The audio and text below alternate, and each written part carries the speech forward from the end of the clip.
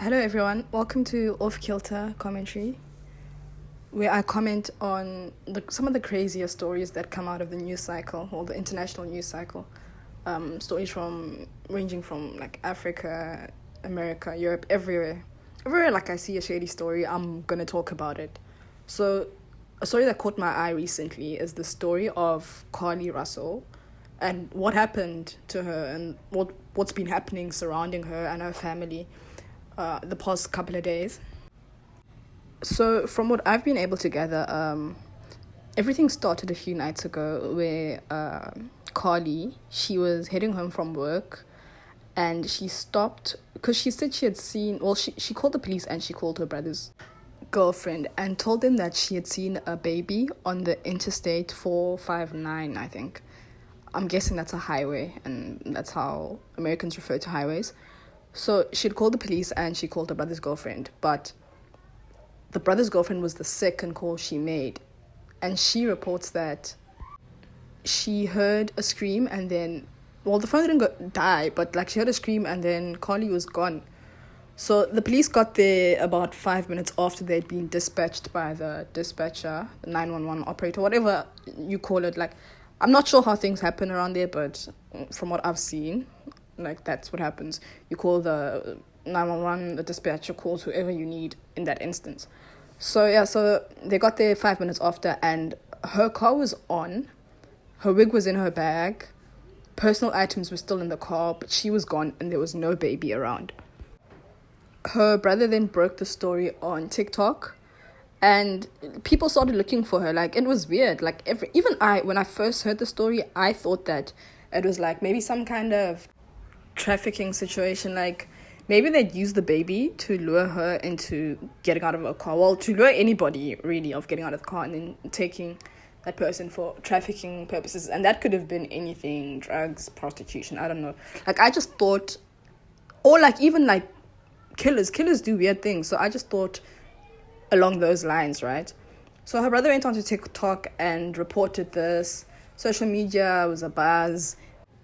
Everyone was looking for, like, people were really concerned because basically if there's somebody out there who's luring people by using babies, that is something to be concerned about.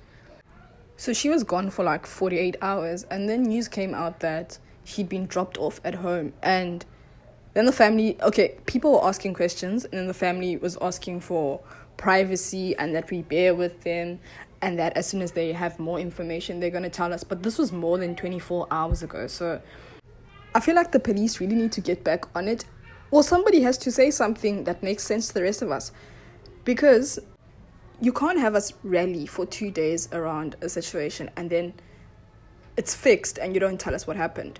So the families asked for time and they said they'll get back to us as soon as they can tell us more about the situation. They will. The police hasn't really said anything. And I feel like even if this was in Africa, the police would have responded quicker than what they're responding now to the public, especially because they had made it out to be like a public interest story. But then again, like, I've seen so many stories come out of America, and not that it's false alarms, but I know Americans do crazy stuff. And I don't want to chalk this down to like her and her family or whatever seeking attention or like a money-making scheme or something. Because I really don't know what's happened, and I'd like to know what happened, but Americans do this. Make false claims, disappear, come back. They go to prison because it's found that they were lying and their families were lying. But you never really get why they do things like this. And it's so confusing to me because I really don't know what there is to gain out of it. And maybe it's because I'm so far removed from the situation that I can't see what you would gain from, like where I'm from, I can't see what you could possibly gain from pretending as if you were kidnapped. I also think like by now we should know that if you're going to do something like that and it's false, then you better have a good plan. Like you better have planned it to the T, because in a world where everything is scrutinized, your social media, we've got cameras in a lot of places. Like, you need to make provision for every single type of scenario. Like, it has to be like movie, like top-notch series movie writer stuff that you're going to do. If you think we're going to believe that you were gone and then your traffickers or kidnappers or your murderer dropped you off at home. Like, it doesn't make any sense. But yeah, so I'm watching that story right now. I think it's crazy. Americans are crazy. They do crazy things. Well, everybody does crazy things, but I feel like Americans are winning when it comes to just doing like random things that are just weird from the onset. So that's the story I'm looking at right now. I actually hope we can get to the end, like conclude the story ASAP, because we just need to know what was happening, what's going on. Like, her family needs to tell us something at this point. We've been waiting. Okay, so anyway, this is the first figure of Kilter Commentary, and there's more commentary to come, so please like, share, subscribe, comment. You can even comment or shoot me a mail if you want me to look at certain stories that you've